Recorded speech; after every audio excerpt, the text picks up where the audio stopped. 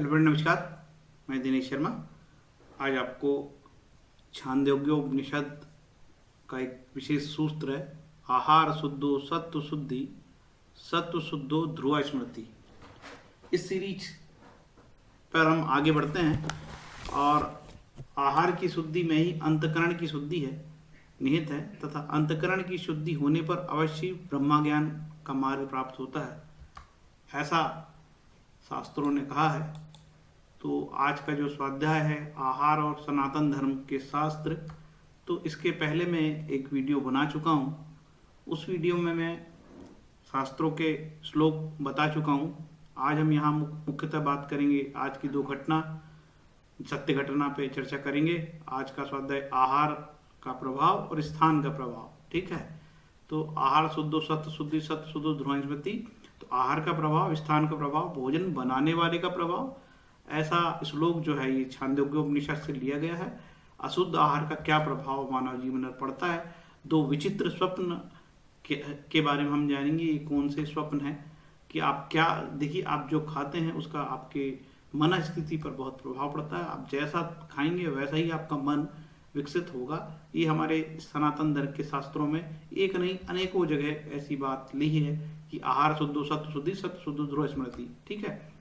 Gita press में भी अध्याय 17 में 8, 9, 10 तीन श्लोक में ये बात कही है। और चूंकि मैं पहले वाले वीडियो में ये श्लोकों के बारे में थोड़ा बता चुका हूँ, तो यहाँ मैं इसकी ज़्यादा चर्चा नहीं करूँगा। यहाँ सिर्फ मैं सत्यम प्रेरक घटना, गीता प्रेस ने छापी भी है, इसका पार्ट 1 आपको सुनाता हूँ, जो आपको बहुत ही अच्छा लगेगा।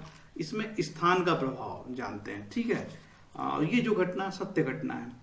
श्री रणवीर जी प्रसिद्ध उर्दू दैनिक मिलाप के स्वामी तथा संपादक थे। अंग्रेजी शासनकाल में उनको क्रांतिकारी गतिविधियों में भाग लेने के आरोप में फांसी की सजा हुई थी। वे जेल में रहे थे और फिर निर्दोष छूट गए थे। उन्हीं के जेल जीवन से संबंधित दो घटनाएं उन्हीं की जुबानी यहाँ दी जा रही है, जिनसे यह ज्ञात होता है कि स्थान तथा भोजन बनाने वाले का भी भोजन करने वाले पर गहरा प्रभाव पड़ता है। मतलब एक तो स्थान और जिसने भोजन बनाया है उसका हम भोजन खाते हैं तो वो हमारे जीवन में क्या प्रभाव पड़ता है, वो बात बिल्कुल सत्य घटना पर आधारित है। ध्यान से आप सुनिएगा। स्थान का प्रभाव। पहले दिन मैं लाहौर के बोस्टल जेल में पहुंचा तो रात को मैंने बहुत भयानक सपना देखा।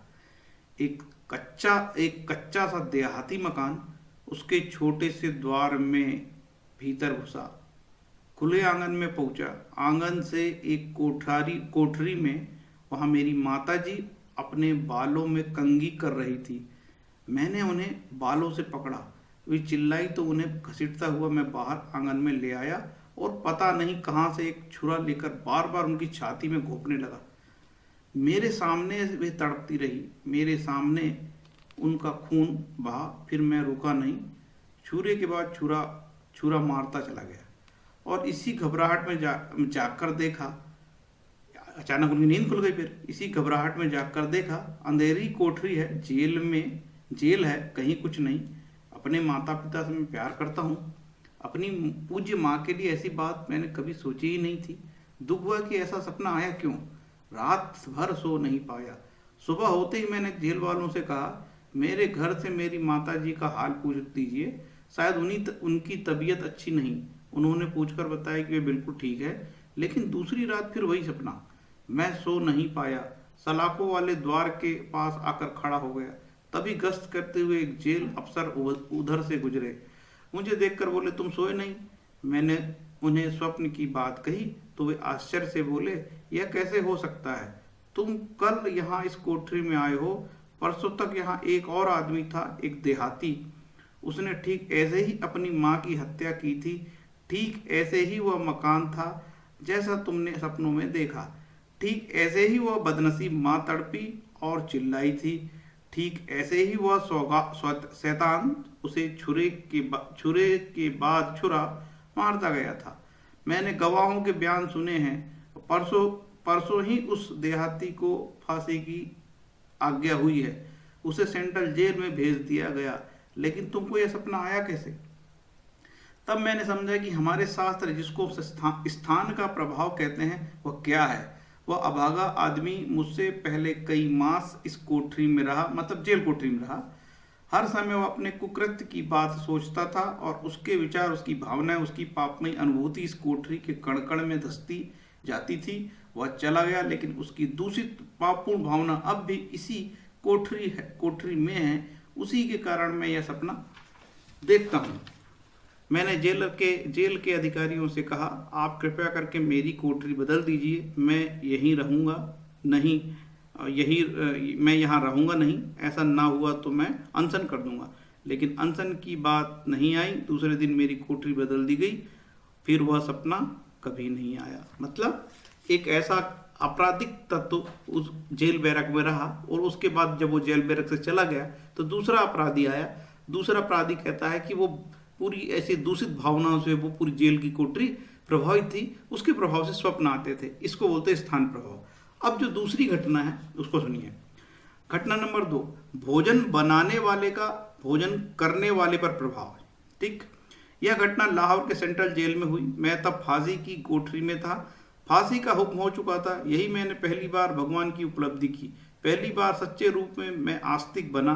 यही मैंने पूज्य पिताजी से उपनिषद पढ़ना शुरू किया, गायत्री और मृत्युंजय मंत्र का जप भी शुरू किया। मन स्वच्छ था, निर्मल और शांत। तभी एक रात गंदे गंदे सपने आने लगे। हर बार मैं घबरा कर उठता, थोड़ा सा जप करके सो जाता, फिर वही स्वप्न, वही रोती चिल्लाती युवती, वही कुकर्म। तंग आकर रात के 2 बजे मैंने हाथ मुंह धोए, जप के लिए बैठ गया। लेकिन पहले की तरह जप में भी जी नहीं लगा। दूसरे दिन पिताजी आए तो उनसे सारी बात कही। उन्होंने पूछा, कोई बुरी किताब तो नहीं पढ़ी? मैंने कहा, मेरे पास उपनिषद के सिवा कोई किताब नहीं है। वे बोले, किसी बुरी आदमी की बातें तो नहीं सुनी? मैंने कहा, यहाँ फांसी की कोठरी है, यहाँ आएगा कौन? वे बोले, कोई बुरा खाना तो नहीं खाया? मैंने कहा, खाया तो बहुत स्वादिष्ट था। एक नया कैदी आया, उसने बनाया था। पिताजी ने जेल वालों से पूछा तो पता लगा कि यह नया कैदी एक युवती से बलात्कार करने के अपराध में कैद हुआ है। उसकी सारी कहानी सुनी तो ठीक वही थी जो मैंने सपने में देखा था। प्रकट है कि उसके हाथ का बना भोजन करने से ही मुझे ऐसा सपना आया। बाद में मैंने उसका बनाया हुआ भोजन नहीं किया, फिर वह सपना भी नहीं आया। तब मैं समझा कि हमारे शास्त्र भोजन बनाने वालों की शुद्धता पर जो इतना जोर देते हैं, सो क्यों देते हैं। तो ये थी स्थान प्रभाव की बात और 2 विचित्र घटनाएं। मुझे पूरी उम्मीद है कि आप बहुत अच्छे से जान गए होंगे कि आहार का क्या मतलब होता है, मानव जीवन के ऊपर आहार का प्रभाव किस तरीके से पड़ता है, कि आहार क्यों शुद्ध होना चाहिए। इसमें कोई छुआछूत नहीं है। इसलिए प्राचीन समय में और हमारे ऋषि मुनि, खासकर जो कर्मकांडी लोग हैं और कौशल ऋषि मुनि संत हैं, वो अपने हाथ का ही भोजन खाते थे। यदि कहीं जाना भी पड़ता था तो सीधा ग्रहण करते थे, और इसका बनाते भी अपने हाथों से ही था।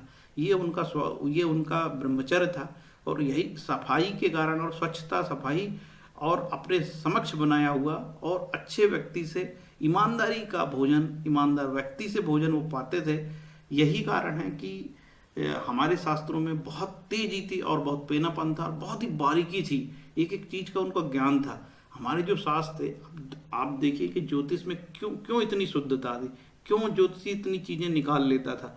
यही जप तप और आत्मा की शुद्धि और उनके काम की शुद्धि, ये काम की शुद्धि उनको महान बनाती थी। तो आहार का मतलब और आहार शुद्धि का मतलब आप बहुत अच्छे से समझ गए होंगे कि आहार का क्या मतलब होता है और क्यों शुद्ध खाना चाहिए, क्यों अपने हाथ से ही भोजन बनाना चाहिए।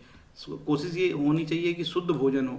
आजकल तो लोग होटलों में खाते हैं और अब वर्तमान की काल परिस्थिति बहुत परिवर्तित हो गई है, लेकिन हमारे सनातन धर्म में इस प्रकार का ज्ञान था कि आहार के शुद्ध से आपका कितना मन शुद्ध होता है। तो खासकर जो व्यक्ति सात्विक है, ब्रह्मचर्य का पालन करते हैं, या किसी व्यक्ति को लगता है कि कोई समस्या आ रही है, तो अपने खान पान, व्यवहार और आपके वातावरण को भी चेक करना चाहिए कि आप कैसे वातावरण पर रहते हैं और किस प्रकार का खान पान आप खाते हैं। यदि आपका वातावरण शुद्ध और सात्विक होगा और आपका रहन सहन सात्विक होगा, वातावरण शुद्ध होगा, भोजन शुद्ध होगा, तो उससे आपके जीवन में प्रभाव पड़ेगा। और जब आपका मन शुद्ध होगा, और मन के शुद्ध होने से बहुत सारी बीमारियां तो ऐसे ही निकल जाएगी। क्योंकि मन की शुद्धि मुख्य होती है। तो आहार जो हमारे शास्त्र कहते हैं वो कोई मजाक बात नहीं है। गीता में तो कहा ही गया है कि 3 घंटे पुराना भोजन बिल्कुल नहीं करना चाहिए, स्पष्ट लिखा है यहाँ पे। खाने से 3 घंटे पूर्व पकाया गया स्वादहीन वियोजित सड़ा हुआ झूठा था अस्पर्श वस्तुओं से युक्त भोजन उन लोगों को प्रिय होता है जो तामसी होते हैं। तो खाने को लेके भी गीता में कितना कुछ लिखा हुआ। जो भोजन सात्विक व्यक्ति को प्रिय होता है वो आयु बढ़ाने वाला, जीवन को शुद्ध करने वाला तथा बल स्वास्थ्य सुख तृप्ति प्रदान करने वाला होता है। ऐसा भोजन रसमय स्निग्ध स्वास्थ्यप्रद तथा हृदय को भाने वाला होता है। तो निश्चित रूप से भोजन का बड़ा अपना महत्व है। फ्रेंड्स, मेरा ये वीडियो आपको कैसा लगा? यदि अच्छा लगा हो तो लाइक शेयर कमेंट करिए, और कुछ विशेष टॉपिक पे वीडियो बनाना हो तो बताइए। Thank you. हरे कृष्णा।